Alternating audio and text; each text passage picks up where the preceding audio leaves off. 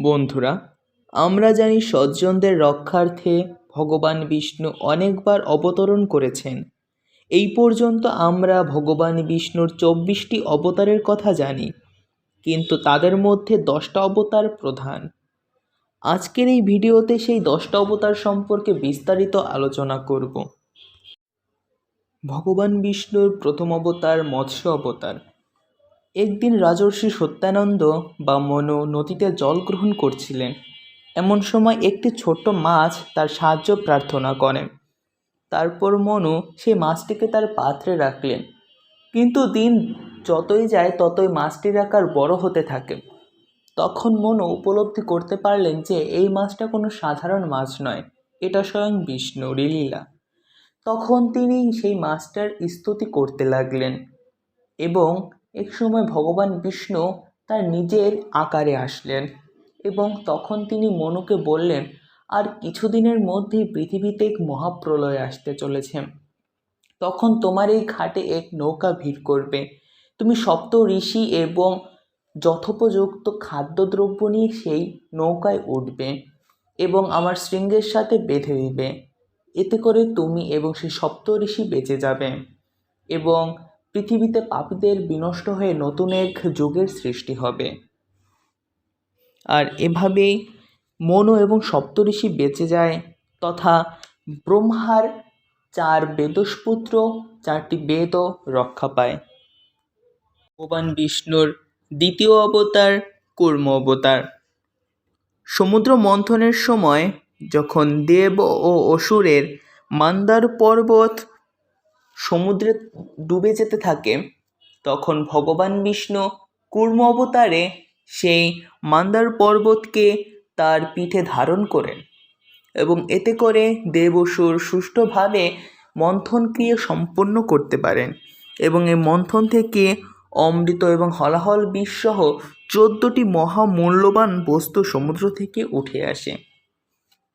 Number 3-এ রয়েছে বরাহ অবতার। ভগবান বিষ্ণুর এই অবতার হিরণ্যাক্ষের বধ করেন। একবার ব্রহ্মার বর পাওয়ার পর হিরণ্যাক্ষ অসুর পৃথিবীকে সমুদ্রের দিকে নিয়ে যায় এবং পৃথিবীকে চুরি করে। তখন ভগবান বিষ্ণু বরাহ অবতারে হিরণ্যাক্ষ অসুরকে বধ করে পৃথিবীকে আবার যথাস্থানে নিয়ে এসে সুষ্ঠু কার্যক্রম শুরু করেন। রয়েছে নৃসিংহ অবতার। ভ্রাতা হিরণ্যক্ষের মৃত্যুর পর হিরণ্যকশিপু বিষ্ণুর ভীষণ বিরোধী হয়ে যান, কিন্তু তার পুত্র প্রহ্লাদ একজন ভীষণই বিষ্ণু ভক্ত। ছেলের এই বিষ্ণু ভক্ত হিরণ্যকশিপু কিছুতেই মেনে নিতে পারলেন না। তাই তিনি নানা ছলে বলে কৌশলে তার নিজের ছেলেকে মারার প্রচেষ্টা করলেন, কিন্তু অবশেষে ছেলের মৃত্যু না দেখে তিনি রাগে ছেলেকে জিজ্ঞাসা করলেন, তোর বিষ্ণু কোথায় থাকে? তখন প্রহ্লাদ বলেন, আমার বিষ্ণু সর্বদাই বিরাজমান। তখন হিরণ্যকশিপু রেগে বলেন, তোর বিষ্ণুকে এই পিলারেও রয়েছে? তখন প্রহ্লাদ বললেন, হ্যাঁ পিতা, বিষ্ণু এই স্তম্ভতেও রয়েছে।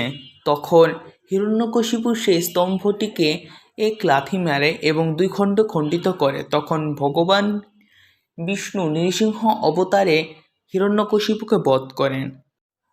অতীতে এক রাজা ছিল, অসুররাজ বলি, যে তার ক্ষমতা বলে স্বর্গরাজ্য দখল করে নেয়। তখন দেবতারা বিষ্ণুর শরণাপন্ন হলে ভগবান বিষ্ণু এক বালক বামন রূপে বলির কাছে আসেন এবং বলির কাছে 3টি জমির আবদার করেন। তখন বলি উদার হওয়ায় 3টা জমি দান করে দেয়।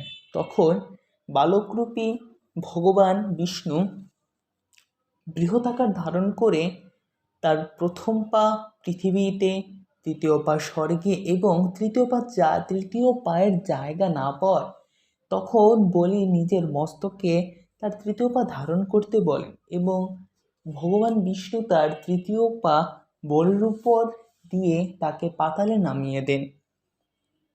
এভাবে পৃথিবীকে আবার রক্ষা করলেন ভগবান বিষ্ণু। পরশুরাম অবতার।